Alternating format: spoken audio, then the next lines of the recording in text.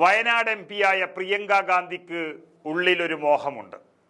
തൻ്റെ പാർലമെന്റ് മണ്ഡലത്തിൽ പെടുന്ന LDFിൻ്റെ 3 നിയമസഭാ സീറ്റുകൾ എന്ത് വില കൊടുത്തും UDFിന് വേണ്ടി പിടിച്ചെടുക്കണമെന്ന് അവർ ഉറപ്പിച്ചിരിക്കുന്നു. അതായത് 1 വർഷത്തിനുള്ളിൽ നിയമസഭാ തെരഞ്ഞെടുപ്പ് നടക്കാൻ പോകുന്ന കേരളത്തിൽ സീറ്റുകളുടെ എണ്ണം വർദ്ധിപ്പിക്കാനുള്ള നെട്ടോട്ടത്തിലാണ് UDF ഉള്ളത്. കാരണം ഏറ്റവും കുറഞ്ഞത് 30 സീറ്റുകളെങ്കിലും വർദ്ധിപ്പിച്ചില്ല എങ്കിൽ UDF 3ാമതും പ്രതിപക്ഷത്ത് ഇരിക്കേണ്ടി വരും. അങ്ങനെ ഇരിക്കേണ്ടി വന്നാൽ ഒരുപക്ഷെ UDF എന്നൊരു സംവിധാനം തന്നെ ഉണ്ടാവാനും ഇവിടെ സാധ്യതയില്ല.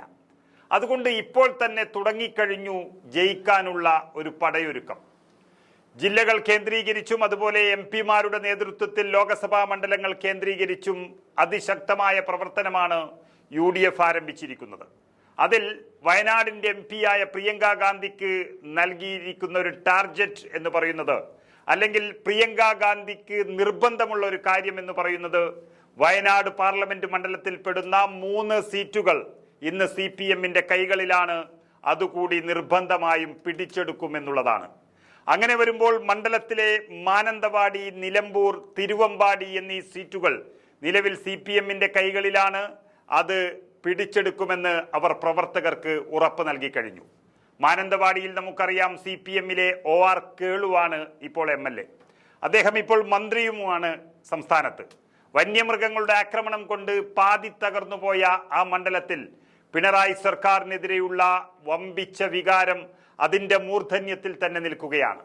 പട്ടികജാതി മണ്ഡലമായ മാനന്തവാടിയിൽ നല്ലൊരു സ്ഥാനാർത്ഥിയെ കിട്ടിയാൽ അനായാസം പിടിച്ചെടുക്കാൻ കോൺഗ്രസിന് കഴിയും. കഴിഞ്ഞ 3 തവണയും സ്ഥാനാർത്ഥിയാവുകയും അതിൽ അവസാനത്തെ 2 തവണയും തോൽക്കുകയും ചെയ്ത മുൻമന്ത്രി PK ജയലക്ഷ്മിക്ക് ഇനിയൊരു അവസരം നൽകാൻ കോൺഗ്രസ് തയ്യാറാകില്ല. 15 വർഷക്കാലം ഒരാളെ തന്നെ പരീക്ഷിച്ചത് തന്നെയാണ് കോൺഗ്രസിന്റെ തോൽവിക്ക് മാനന്തവാടിയിൽ ഒരു കാരണം. അതുകൊണ്ട് നല്ല ചുറുചുറുക്കുള്ള യുവാക്കളെ തന്നെ നിർത്തി മാനന്തവാടി പിടിച്ചെടുക്കാനുള്ള നീക്കങ്ങളാണ് കോൺഗ്രസ് നടത്തി തുടങ്ങിയത്. നിലവിൽ 8000-ൽ പരം വോട്ടുകൾക്ക് നിയമസഭയിലേക്ക് ജയിച്ചിട്ടുള്ള മാനന്തവാടിയിൽ ലോകസഭയിൽ കോൺഗ്രസിന് 80,000-ൽ പരം വോട്ടുകളും LDFന് 40,000 വോട്ടുകളും എന്ന വ്യത്യാസമാണുള്ളത്. അതായത് 40,000-ന്റെ വോട്ടിന്റെ വ്യത്യാസത്തിൽ പ്രിയങ്കയും രാഹുൽ ഗാന്ധിയും ജയിച്ച സ്ഥിതിക്ക് ആ വോട്ട് വ്യത്യാസം തന്നെ നിലനിർത്തിക്കൊണ്ട് മണ്ഡലം പിടിച്ചെടുക്കുമെന്ന വാശിയിലാണ് പ്രിയങ്ക ഗാന്ധി. അതുപോലെ തന്നെയാണ് വയനാട് ലോകസഭയിലെ മറ്റൊരു നിയമസഭാ മണ്ഡലമായ കോഴിക്കോട് ജില്ലയിൽ പെടുന്ന തിരുവമ്പാടി മണ്ഡലം. തിരുവമ്പാടിയിൽ CPM-ലെ ലിൻഡോ ജോസഫാണ് നിലവിൽ MLA ആയിട്ടുള്ളത്.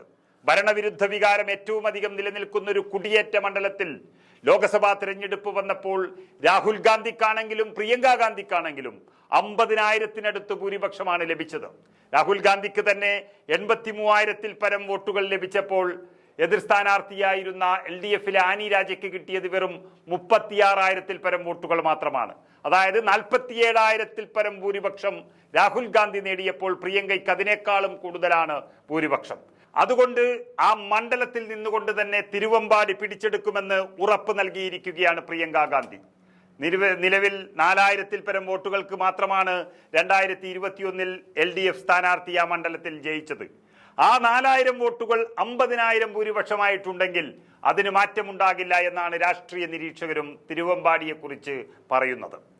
അതുപോലെ വയനാട് പാർലമെന്റിൽ മണ്ഡലത്തിൽ പെടുന്ന മറ്റൊരു LDF മണ്ഡലം നിലവിൽ നിലമ്പൂരാണ്.